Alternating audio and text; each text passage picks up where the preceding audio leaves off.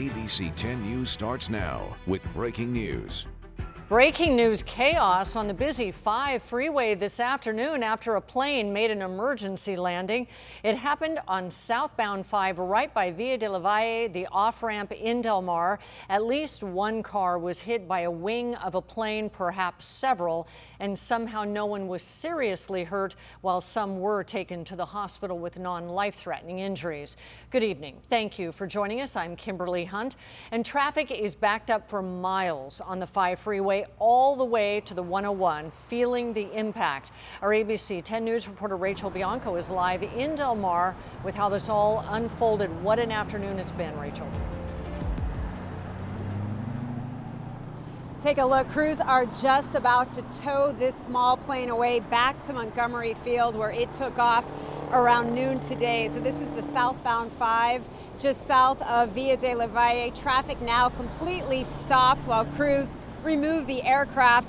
It goes without saying this could have been an absolute tragedy, but fortunately we only have some very minor injuries and tens of thousands of drivers inconvenienced by the traffic. The view from Sky 10 shows the small plane in the middle of the busy freeway, the nose of the aircraft hanging over the center divide. It happened just after noon on the southbound 5 just south of Via de la Valle.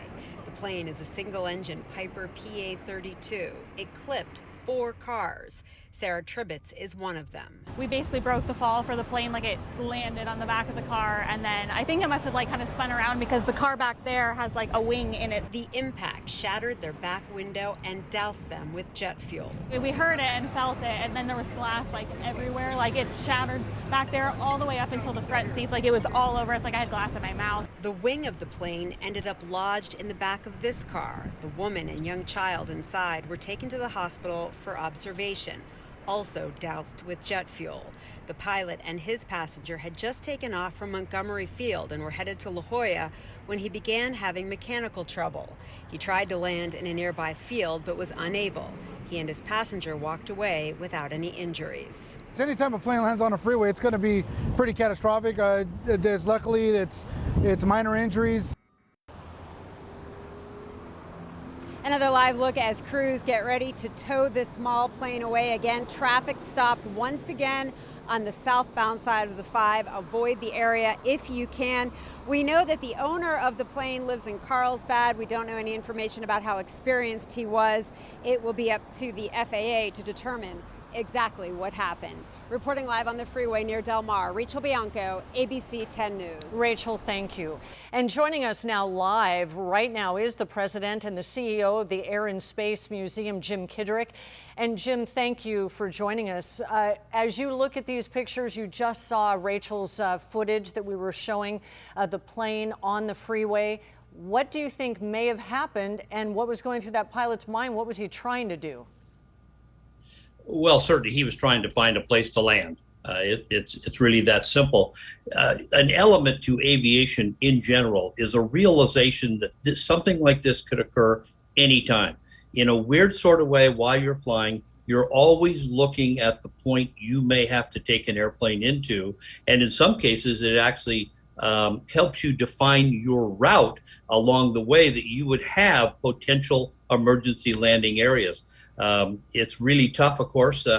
We all know San Diego, the canyons, and the terrain, especially in this particular area. But it looks like he had enough mechanical problems. We used to say, he's out of altitude, airspeed, and ideas, and he's going to look at something like a freeway or as good a landing spot as he could, and try to, of course, avoid any vehicles on the freeway. You did a good job. Luckily, no one seriously hurt this afternoon from it. Just left Montgomery Field, popping over to La Jolla. What do you think might have happened? Well, like I said, I think this is most likely a loss of engine power. Something caused him to have to set the airplane down prior to being able to get to another place where he could land, or back to his to Montgomery Field itself. This is going to happen occasionally. It's part of aviation. It looks like initially that he did a good job, or certainly as good as he could. But we all know the I-5 corridor and how busy that is. But when once again you have a lot of ascending terrain in the vicinity and you're trying to look at a place to land, it's probably going to be your best choice. And that's, of course, why we see occasionally that airplanes do choose to land on some sort of a freeway or road. It's more like a runway than any choice he could have made. The FlightAware image that we just showed while you were speaking shows him taking off, going west, and then he goes due north, and then there's that hook at the end. So he doesn't land on the freeway going north, he has a hook. Was he trying to get back, do you think? Yes, I do. I think that at this time you could see his route. Okay, he's experiencing problems. He's turning back. So he's going to see if he can't get back to Montgomery Field or some suitable landing point, depending on the status of what he's looking at in the cockpit.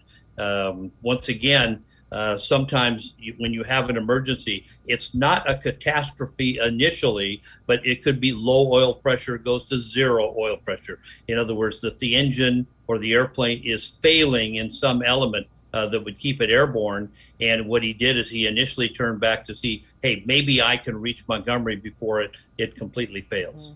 And we don't want to underestimate, there were people taken to the hospital, but they didn't have serious injuries, thank goodness, in a situation like that. Just describe 1, 2 o'clock in the afternoon and a pilot has to make that kind of a decision. There's always traffic on 5, north or south. There really is. It's a different freeway than it was 25 years ago, as you and I both know. So, he's now looking around. He's trying to make an assessment of where he might be able to set the airplane down.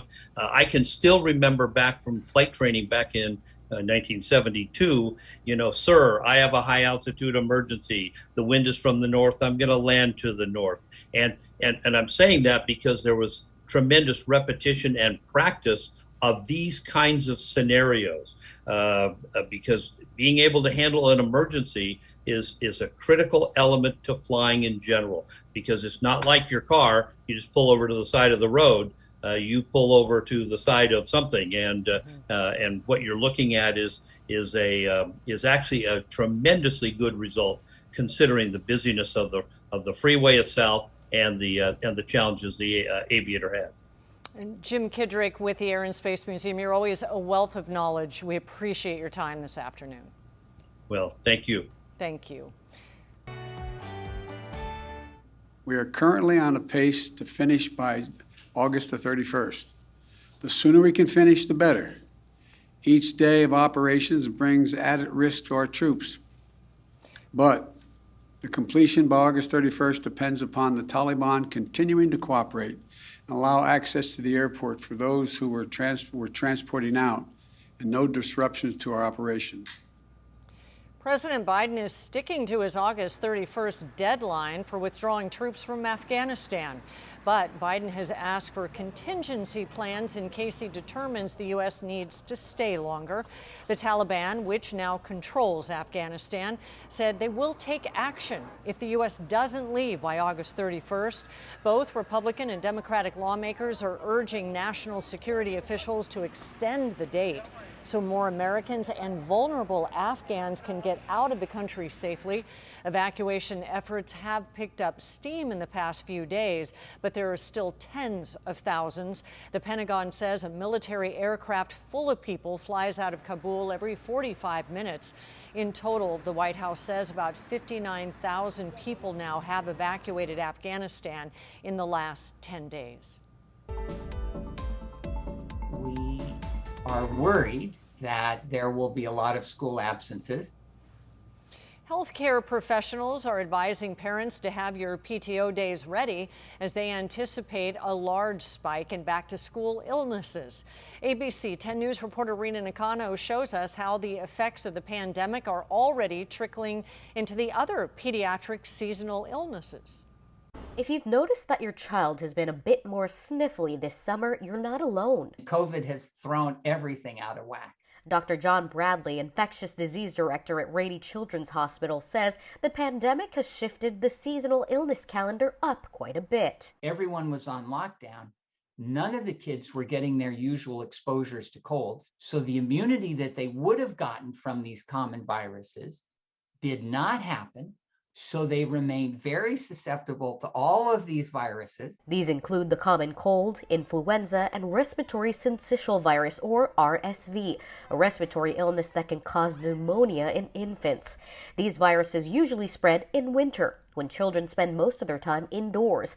But because of COVID, children from daycare to high school age are just now getting exposed. We're expecting a huge increase in RSV infections. Rady Children's Hospital started giving monoclonal treatments for RSV patients on Monday, when usually they wait until November 15th. They're also seeing kids suffering from multiple viral infections. We have a 2-year-old that has rhinovirus, parainfluenza type 3, and COVID. Bradley says the problem with these viruses is that they all present similar symptoms. You have to test. There's no way that a child with a common cold and those symptoms can be differentiated from a child with COVID. Testing is the only way. And once you figure out what your child has, Bradley says act accordingly. If it's COVID, your child must quarantine away from siblings for several days. If it's not, stay out of school just until symptoms and fever go away. We'll get through this. And once the vaccine comes out for the school-age kids, boy, it'll be so much easier to prevent infection at that point. Rena Nakano, ABC 10 News. The San Diego Office of Education is reminding administrators that they're required to enforce the state's mandate, which requires masks be worn indoors at school. The county pointing administrators to a letter from the State Department of Health warning that failure to comply with the mandate could result in fines or other actions. And they say school leaders have a legal duty to follow the mandate to avoid exposing students to, quote, preventable harm. Ramona Unified was considered a mask opt-out program, but last week decided to reverse course and require everyone to wear masks. Last night, Alpine also reversed course and is back requiring everyone wear masks in order to follow those state guidelines. And this all comes after a months-long resurgence of coronavirus, the Delta variant behind a spike in cases across the U.S., a time when many had been hoping we'd be getting out of the woods. And with the new variant spreading, Dr. Anthony Fauci is now saying next spring could be the point we finally get this virus under control and in the rearview mirror. He says that time frame, though, depends on people taking precautions and getting vaccinated. We hope we'll be there at the time frame that I mentioned correctly, being the spring of 2022, but there's no guarantee because it's up to us. If we keep lingering without getting those people vaccinated that should be vaccinated, this thing could linger on, leading to the development of another variant which could complicate things.